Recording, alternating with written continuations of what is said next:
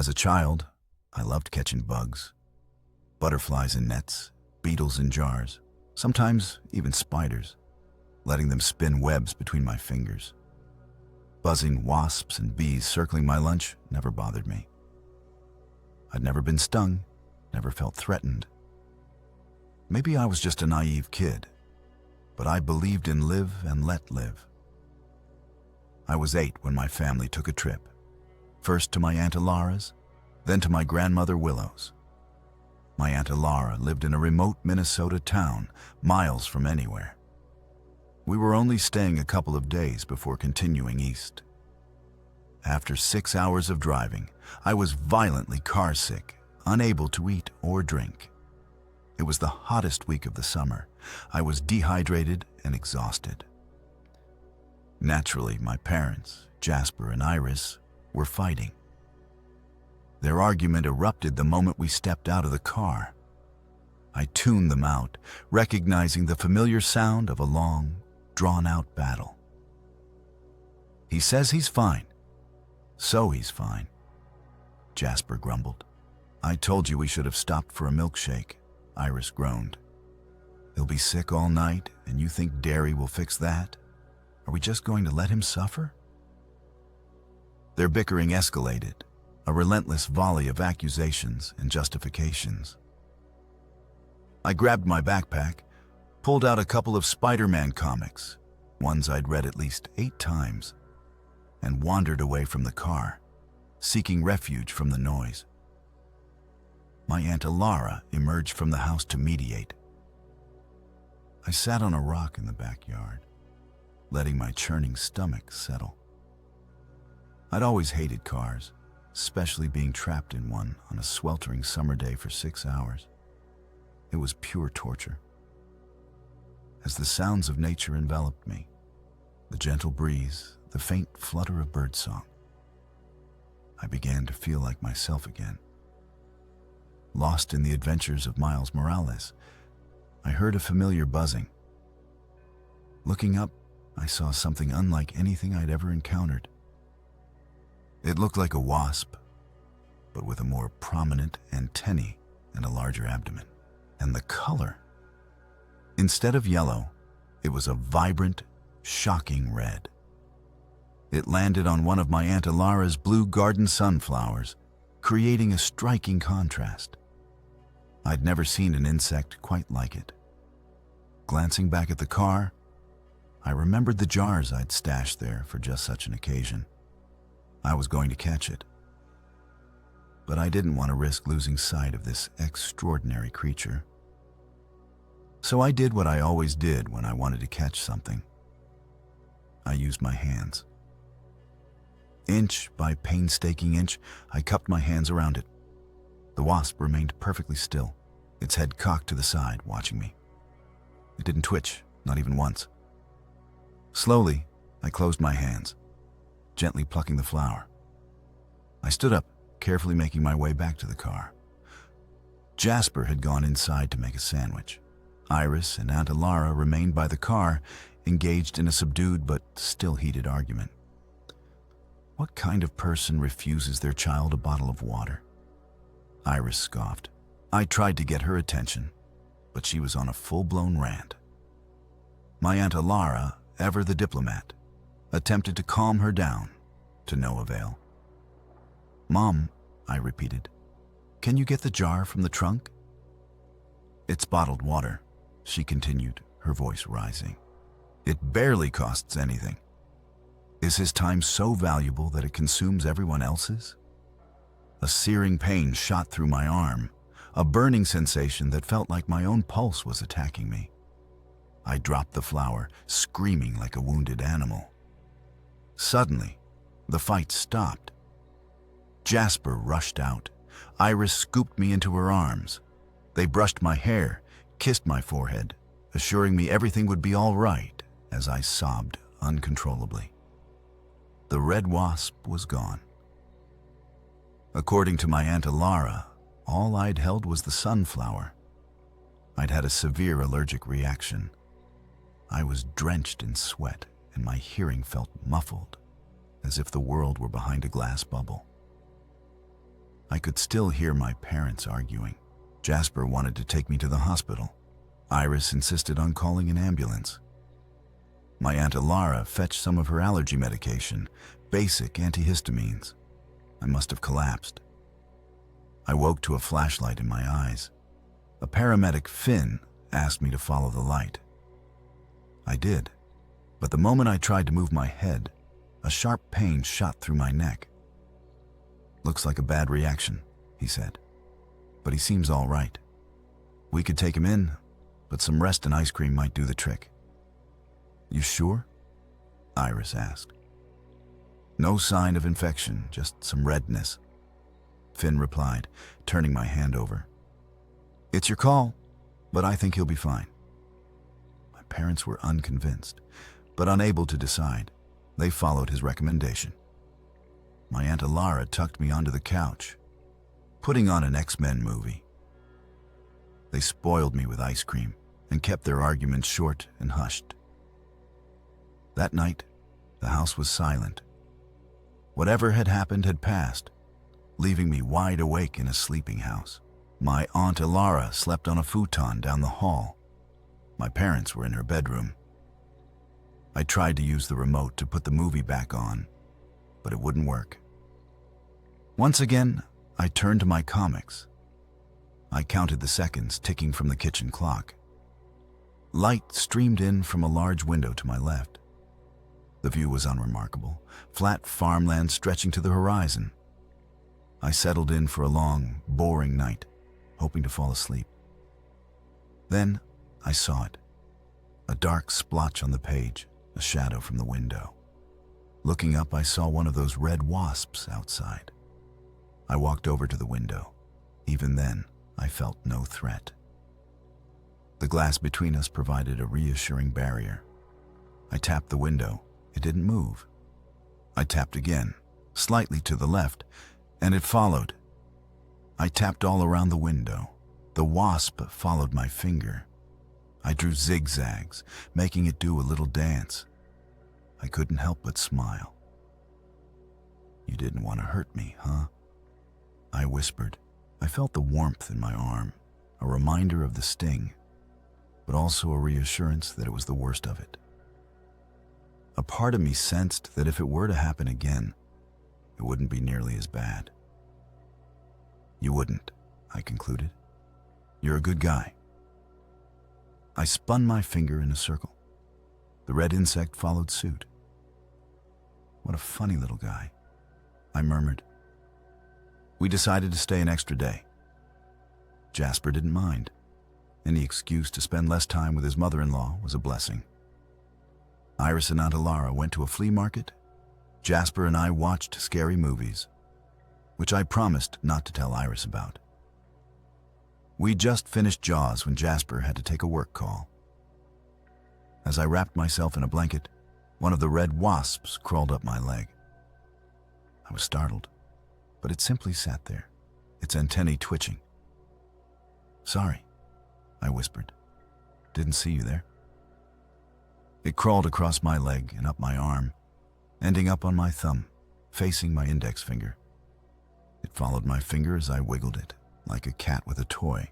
I played with it for a few minutes. Then I noticed shadows on the coffee table.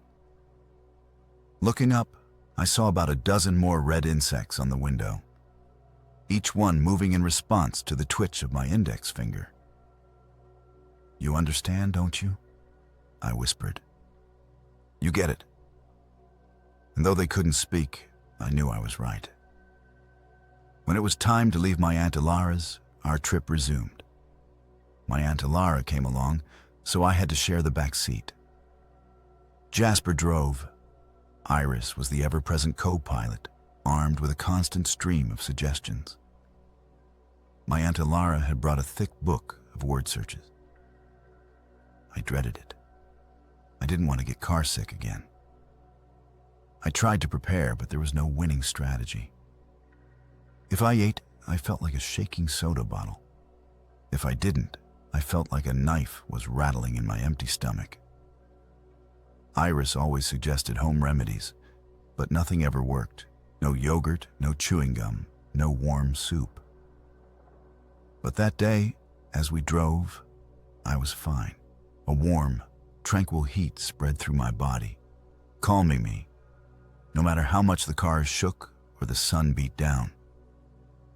It was as if a shield had been placed over me. I was fine. I saw the red wasps throughout the day. A couple on a fence at a rest stop, one resting by my foot in the car, a few more crawling across the sunroof. I rarely had to look long before spotting one or two. They didn't seem to bother anyone else. Maybe I was the only one who noticed them. I'd play with them, making them follow my finger or fly in circles.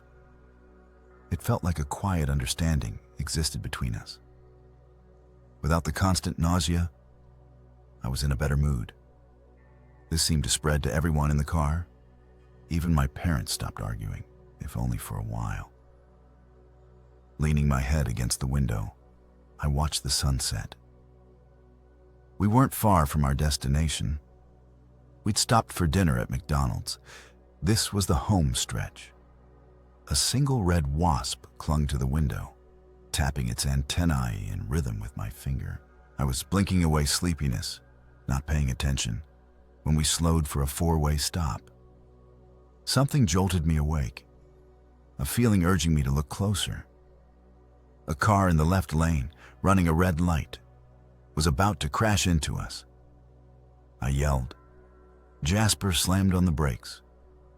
We swerved just as the car, traveling at 75 miles per hour, whizzed past, inches from our bumper. Looking down, I saw one of the red wasps curled around the tip of my shoe. They had done it. They had helped me. They really were my little friends. We arrived at my grandmother Willow's. But for the next few days, I was captivated by my strange, sudden friendship with my newfound companions. They seemed to have followed me. I'd see them swarming outside my bedroom window, around my dirty clothes, or on my shoes. Sometimes, one would land on me and just hang out. I made a game of making one zigzag between my fingers, like a coin trick. It was magical. I felt like a superhero. If I slowed down, I could almost hear them, not with words, but intensely. They'd point out interesting things, warn me of danger. I could direct them to attack if I wanted to. I wouldn't, but I knew I could. It would be so easy. And no one else seemed to notice them, as if they remained hidden from everyone but me. It all came to a head while walking with Iris. She smoked, but my grandmother Willow didn't allow smoking near her house, so Iris had to step away. She took me along for a walk on the beach. It became a little ritual. As we passed a patch of tall grass, I got that feeling again. Not as a warning, but as an invitation. Iris was busy with her cigarette, so I stepped away to look at the grass. I quickly spotted them, dozens of little red dots approaching. Within seconds, they were swarming me. It was startling, but harmless. They danced around me, crawling across me in patterned lines, a harmonious buzzing resonating with a warmth spreading from my arm. I went deeper into the grass, feeling more of them congregate. They wanted me to go further away from Iris and everyone else. "We can have fun," they seemed to say. "We'll take care of you." And I believed them. A scream cut through the air. Something covered my face. The gentle buzzing turned into a raging, chaotic storm. I was grabbed and dragged. I heard Iris scream, her screams turning into wheezing coughs. I saw nothing. I was lifted off the ground, losing all control. More screaming, fabric waving. I felt the buzzing growing frantic, desperate to reach me. Then a door slammed. I was in a bathroom. I heard my grandmother Willow tending to Iris outside, while my Aunt Alara called emergency services. I was stuck in the bathroom with Jasper, who was brushing my arms and taking off my shirt. I didn't understand. He mentioned ointment, then rushed into the kitchen. For a moment, I was alone. I looked in the mirror. I didn't recognize myself. My skin was reddish. Insect bites and swelling covered my arms and neck. But it didn't hurt. I hadn't even noticed. I seemed to be the only one not panicking. They'd stung me. They'd been stinging me the whole time, and I hadn't felt a thing. Standing there, I could feel them. They wanted me to go back outside. They demanded it. They were so desperate for me to return that they'd do anything to make it happen. I began to realize how bad things were about to get. They wouldn't stop. My father returned with a cold, wet blanket, which he wrapped around me. He had a eucalyptus ointment, which he smeared on my neck. Iris was groaning in the other room, clearly in pain. Before I could ask anything, Jasper said, "She'll be okay. We need to focus on you." I nodded. I heard my Aunt Alara yelling. Then I realized what she was saying. My father closed the bathroom door, trying to seal the cracks with towels. I heard little buzzing taps against the door. I felt their desperation, their anger. If I didn't come out, they'd hurt people, all these people, and then me. I couldn't explain it, rationalize it. My thoughts were drowned out by panicked yelling. I tried to focus, but my head felt like it was crackling with impressions. I hadn't even noticed Jasper filling the bathtub. I got in without question. I'm sure he had his reasons. Looking back, I think it was a way to keep me safe from the wasps. But in that moment, I didn't know what to think. "Stay here," he gasped. "I'm going to help your mom." And with that, he was gone. I was safe for now. I leaned back, submerging my ears beneath the water. Even then, I could hear my pulse and the buzzing of wings. I closed my eyes and focused. The feeling in my bones became clearer. Finally, words emerged. "Come out. Come to us. Leave. Run. Be free." As clear as day. I felt thumps of pain across my body as I imagined myself as one of the wasps slamming into the door. I felt their rage as they attacked, my limbs being torn as they were swatted away. I twisted and turned in the bath, imagining myself being crushed, biting, stinging, raging against anything and everything. Years later, my father described what he'd seen. Me having a seizure in the bath, trying to stab him with an invisible knife, all while repeating, "Out, out, out." What happened next is unclear to me. Much of it was relayed later by my parents. I was out of it. The ambulance couldn't reach us. They had to drive me to the hospital. Jasper wrapped me in a bathrobe, hurried me to the car, and settled me in the back seat. Iris had been stung about a dozen times, but it wasn't life-threatening. She still needed to be checked out. The ride to the hospital could have gone either way. All I remember are flashes.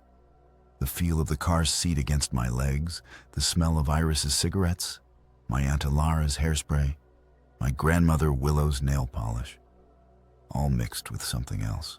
My head smashing against the windshield. Pain in my limbs as I tried to hold on to the car. Things that obviously weren't happening, yet somehow were. I experienced other strange symptoms.